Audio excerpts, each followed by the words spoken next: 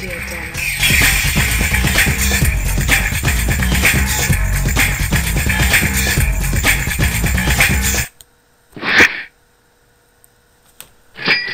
Welcome to ibbusinessandmanagement.com. I'm Mr. Burton, site author of ibbusinessmanagement.com and head of commerce at a leading independent IB world school. Today we'll be looking at topic 2.3 communication in the human resource management unit of the IB Diploma Business and Management course. Thrilled to have you with me today. I hope you learned something. Let's get into it. 2.3 communication. Now, communication in the IB Business and Management course refers to the transfer of information from one party to another. Now, information can obviously be transferred from one party to another, so we need to incorporate the concept of effective communication. And here we've got the exchange of information between people or groups, and with feedback involved as well.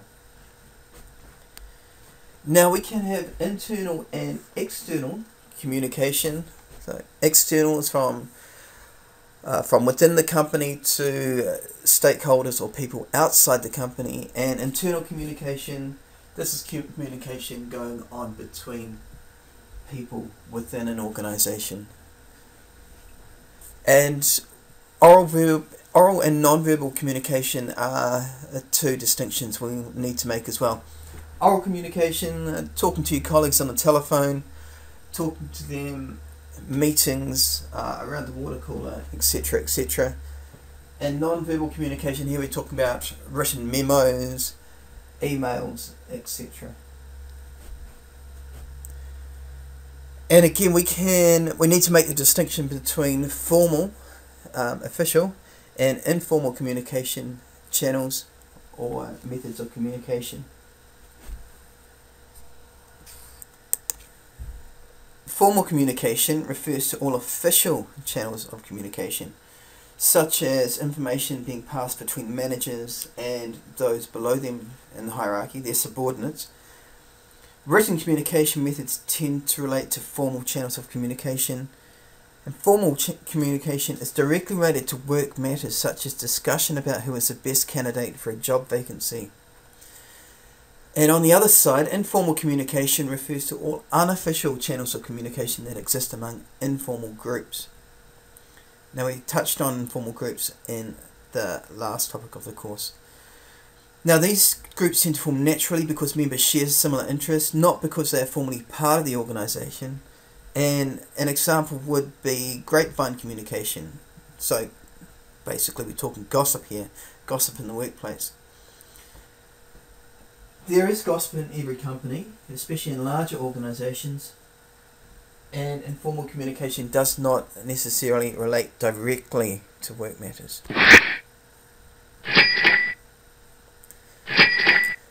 Information communication technologies are an integral part of a company's communication processes these days.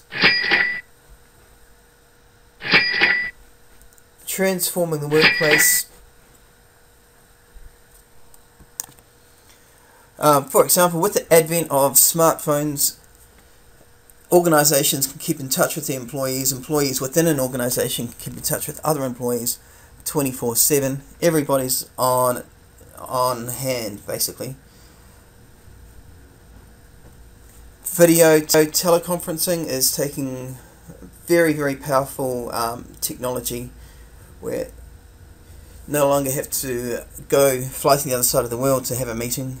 You can, with a video hook up with people from all around the world at each and every person's convenience. Email, very, very ubiquitous in the workplace these days and a primary method of communication. And a key point, information communication technology are involved in all of these.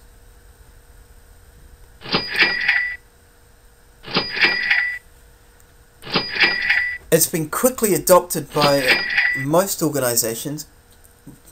It has the advantage of speeding up communication between parties,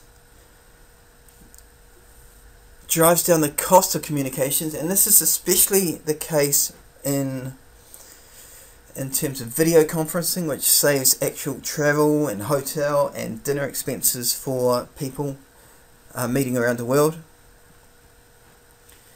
Information and communication technology increases the distances people can communicate as well. No longer are you tied to face-to-face meetings. You could be talking to someone from the division in India if you're in New Zealand. Distance becomes less and less of a barrier to communication with effective use of communication technology. And also, we can increase the frequency of communications. Bouncing back emails left, right and centre, we can do that. We can send 20 emails to one person in a day to clarify something that we're unsure of, clarify the processes involved in, say, the new promotional launch of the new BMW. So it speeds up communication, drives down the cost of communication, increases the distance people can communicate, and increases the frequency of communication. All very powerful things when you are involved in running an organization. And as time goes on, it's going to become more and more involved in not only our lives, but the running and effective day-to-day organisation of a business as well.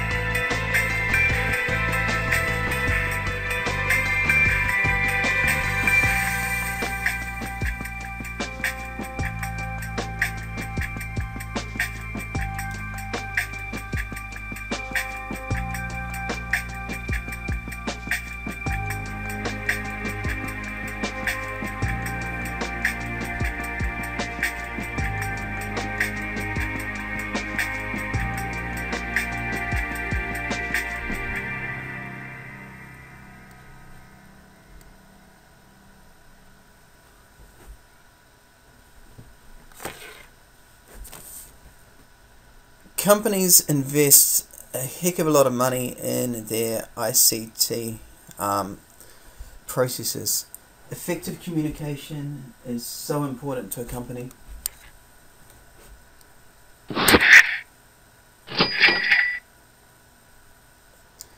Now, very, very important to a company, and different factors are going to affect which choice of communication method companies and individuals within companies are choosing. So there are a whole host of factors to consider, and first, but certainly not the least important,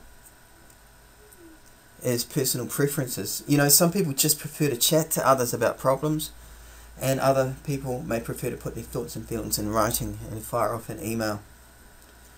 The structure of an organisation is going to have an effect as well. Now, a tall organisational structure, lots of layers of hierarchy, is going to require more formal and sophisticated methods of communication. Security issues and concerns, very important. Hard copies of important records are often kept in case computer files get damaged by a virus.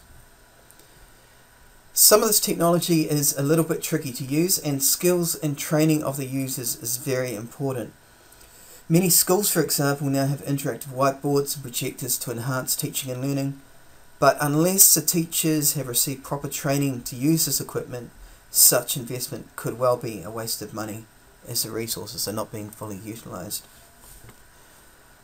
Ease of use, very, very, very important. Some people prefer to use a sketch as part of a presentation rather than using software such as PowerPoint. Sending out flyers to potential customers will also be easy for many people in comparison to setting up their own website to convey the same message. The size of the business is going to have a huge impact on which choice of communication media is used.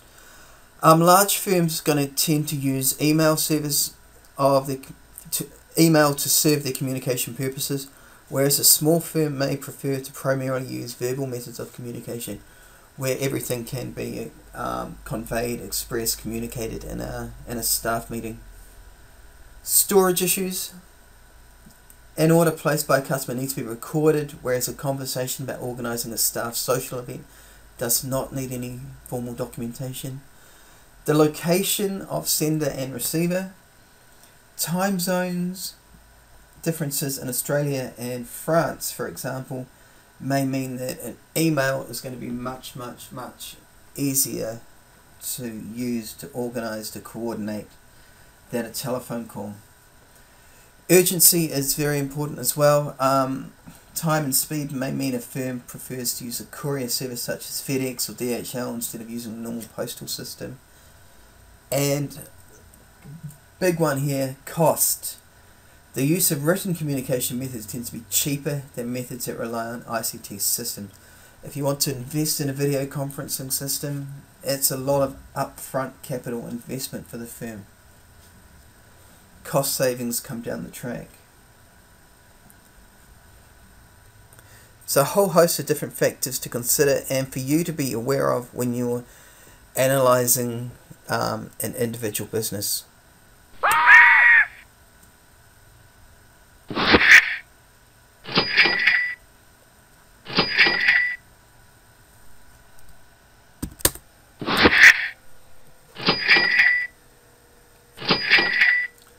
I think before we get into barriers to effective communication, we need to go into the reasons why effective communication is really, really important to a business. The effectiveness, especially of internal communication, can have an impact on many areas of a business, especially staff motivation and labour productivity. If staff are encouraged to participate through group discussion, for example, then effective communication is going to assist motivation.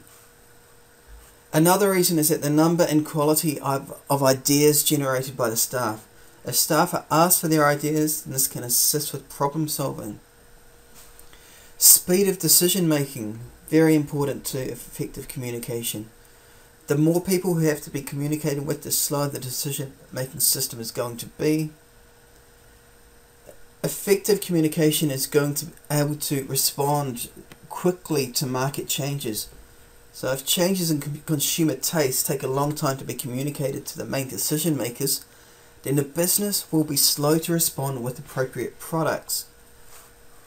Reducing the risk of errors is another important factor in effective communication. If we can get our communication right, we can reduce the number of errors.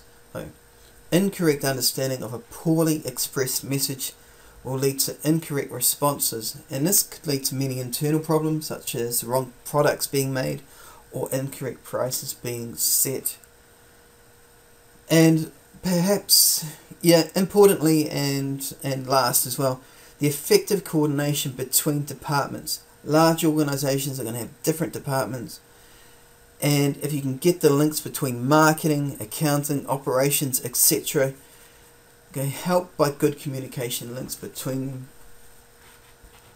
If we can get that right, if we can get effective communication right, then the business is well on its way to success. A poor communication is going to lead to demotivated staff, uncoordinated departments, poor customer service, and a lack of overall direction for the organisation. Barriers to effective communication. Poor communication is bad for business. Low morale is going to exist as staff feel out of touch. They'll lose confidence. They'll lose a sense of direction. The number of errors and amount of reworking, which is getting designs right, getting the production right. Errors and reworking will rise if staff are not fully aware of what they have to do. And all of this is going to feed into loss of competitiveness due to low productivity and increased errors.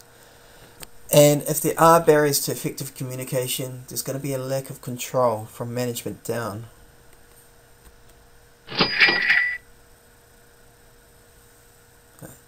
An important term when we talk about communication within an organisation is noise. Now, noise is any barrier to effective communication.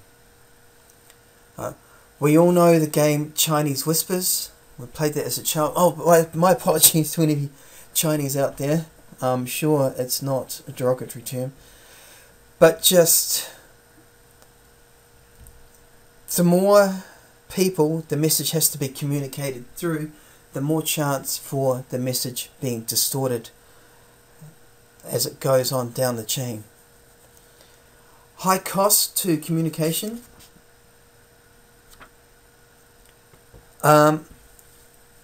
Good ICT has a high cost. If a business can't afford to invest in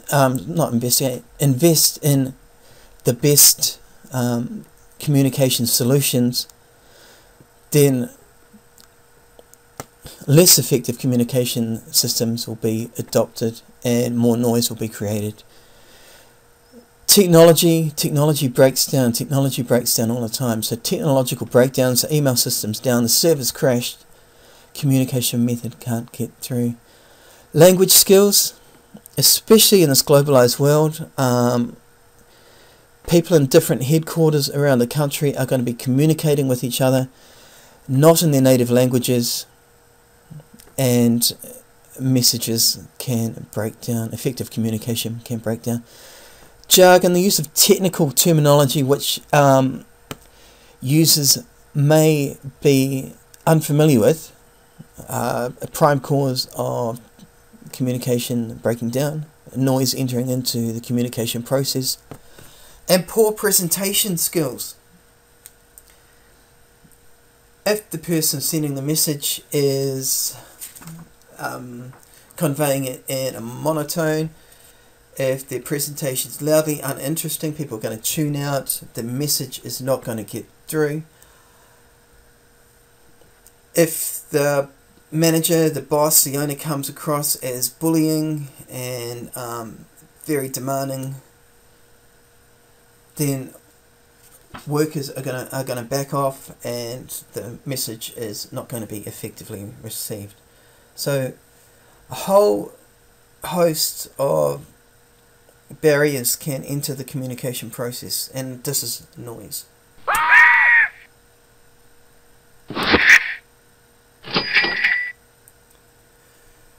Right, we come to some high level stuff now, and we look at different types of communication networks next.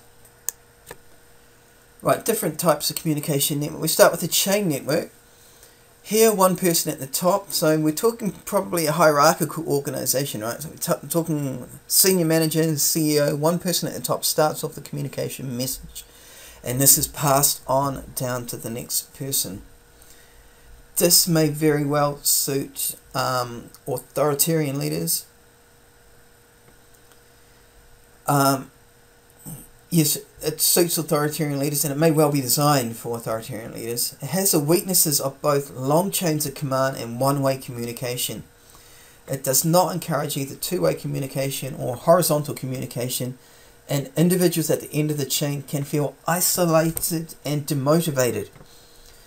However, this method does give the leader control and allows an overview of the communication system. The vertical network, the owner has subordinates and he or she communicates directly but individually with them. Again, it's one-way communication, it's on the top down, and there's little communication between the subordinates in the hierarchy. This method is really useful in a small department or any situation with a narrow span of control. But again, the big disadvantage is that there's little communication between subordinates. The wheel network, we have the leader at the center, and there's two-way communication between the leader and others. So the leader communicates with B, and B communicates back with the leader. Horizontal communication is poor, and a classic example of an organization adopting this would be where the regional manager is communicating with branch managers. So the regional manager is supervising the different branches out there, but the branches themselves, perhaps in different geographic locations, would have little, if any, communication between themselves. They would be doing all of their communication via that regional manager in the centre. Circle network, this is the first of our decentralized networks, and the odd little thing about the circle network, and these are not arbitrary and artificial, right? Companies do employ these types of communication networks. Each member can only communicate with two others. So A can communicate with E or B, but needs to go through B to get to C and E to get to D. There's no assurance for the sender that the message has been received and acted upon.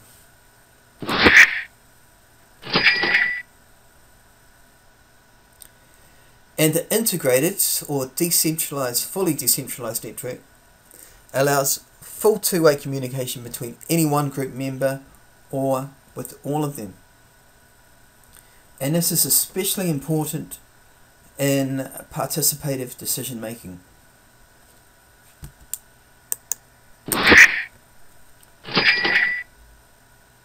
And the last communication network that we'll look at is the centralized wheel network.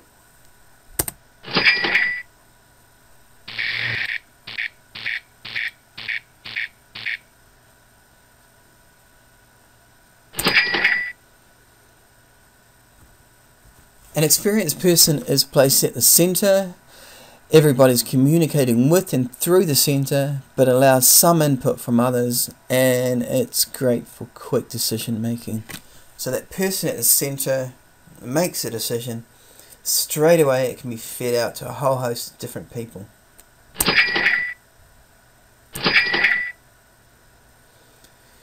Typically used by companies with a tall hierarchy. McDonald's, for example, would have regional area through to branch managers, direction from the leader at the top of the chain, but the message can be distorted if the chain is long. So again, the more people the message needs to be communicated through, the more likely that communication message is likely to be distorted.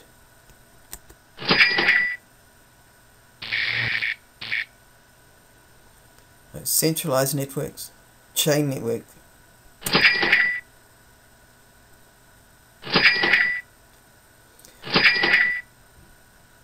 Another centralized network, the wide chain. This exists in formal structures where information is passed on to several parties. For example, the CEO could be talking to different directors on the board. In this sort of network, the central person can become overloaded. They're the ones that are making the decisions. They're the ones that are doing the communication to the bulk of the people that need to have the message communicated to. And because it's one directional, other people in the organization lack input and may feel isolated.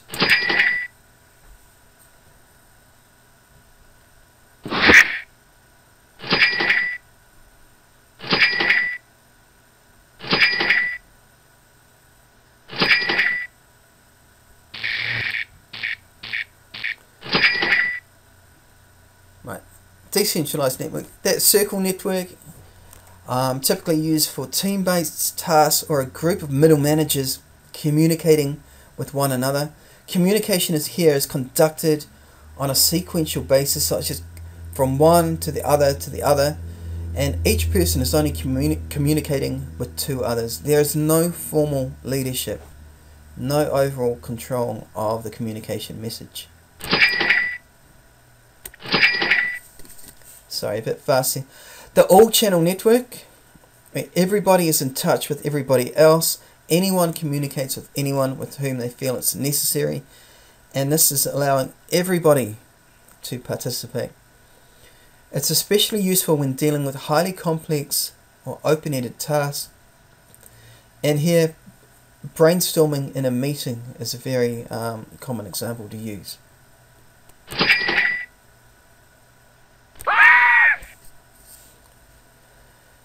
Now with these decentralized networks, staff are going to, well, they may feel more valued because they have more input in planning and decision making.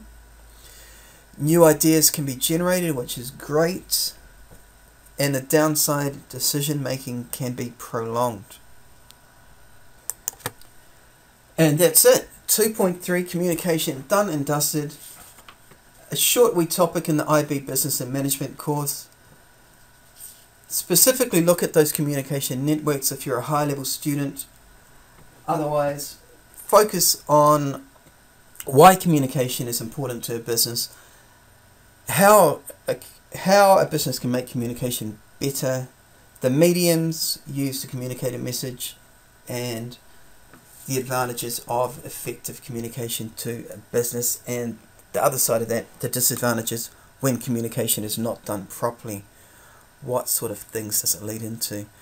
I'm Mr. Burton. It's been a pleasure to have you with me today. I hope you learned something. We'll see you back here, same time, next week for the next topic, 2.4. Hope you learned something.